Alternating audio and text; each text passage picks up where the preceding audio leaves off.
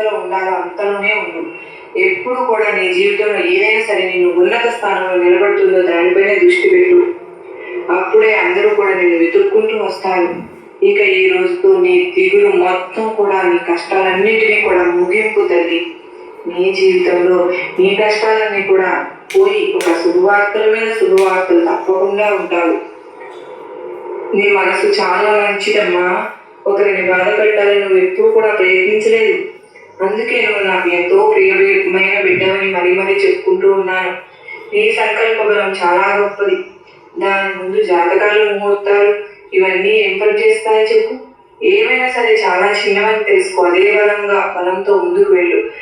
నీ తండ్రి నీ తోడుగా ఉన్నాను. విజయం ఆలస్యమైన బాధపడకు. చెడు కర్మల వల్ల చెడు కర్మఫలం వెళ్ళిపోతుంది అని సంతోషించు. మనసుతో కానీ నీ నోటితో కానీ ఎవరిని కూడా ఎప్పుడు బాధ పెట్టవద్దు.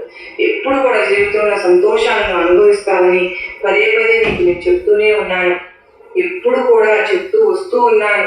నాపై పూర్తి విశ్వాసాన్ని పెట్టుకున్న వారికి ఎటువంటి అన్యాయం జరగని ఒక తండ్రిగా మరీ చెప్తూ ఉన్నాను. ఎప్పటికీ ఎవరిని బాధ పెట్టవద్దు, ఎవరిని హింసించవద్దు తల్లి. ఎందుకంటే ఎవరి కర్మలు వాళ్ళు అనుభవిస్తూ ఉంటారు. దేవుడు ఎవరికి ఏది ఇవ్వాలో అదే ప్రసాదించాడు కనుకనే, దేవుడు ఎవరికి ఎంత ఇవ్వాలో అంతే ఇచ్చి ఉంటాడు కనుకనే మనం ఎవరిని కూడా చులకనగా హేళనగా భావంతో చూడకూడదు. మరీ చెప్తూ ఉన్నాను కదా, ఈ రోజు నీ దగ్గర ఉన్న ధనం ఉన్నా అంత మాత్రం రేపటి రోజున ఉంది అని మాత్రం ఎలా అనుకుంటావు చెప్పు.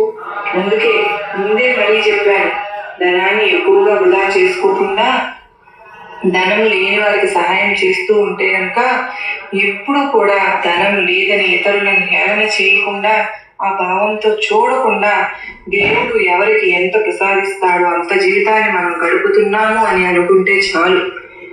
ఇకనైనా ఎప్పుడు కూడా మీ జీవితంలో అన్ని శుభకరమైన మా రోజులు వస్తాయి అని ఒక తండ్రిగా నేను మీ అందరికీ పదే గుర్తు చేస్తూ ఉన్నాను. ఎన్ని రోజులు నువ్వు పడిన కష్టాలన్నింటికి కూడా తప్పకుండా ఒక ముగింపు అయితే దొరికింది అని మరీ చెబుతూ ఉన్నాను. మీ సంతోషాలను అనుభవించడానికి మీరు సిద్ధంగా ఉండండి. సంతోషంగా జీవించడానికి, గడపడానికి మీ జీవితాన్ని ఆహ్వానించండి. సంతోషంతో మీ జీవితం ఎప్పుడు కూడా సుఖవంతంగా ఉంటుంది అని చెప్పి నేను మరీ గుర్తు చేస్తూ ఉన్నాను. నీకు ఇప్పటి నుంచి అన్నీ శుభవార్తలే. నీ జీవితంలో ఎన్ని రోజులు పడినట్లు కష్టాలన్నీ తొలగిపోయి నువ్వు ఒక శుభకరమైనటువంటి వెలుగును చూడబోతున్నావని నేను నీకు మాట ఇస్తున్నాను. నీకు నా ఆశీర్వాదములు ఇస్తున్నాను బిడ్డ. నా బిడ్డలు బాగా చదువుకుని ప్రయోజకులు కావాలి.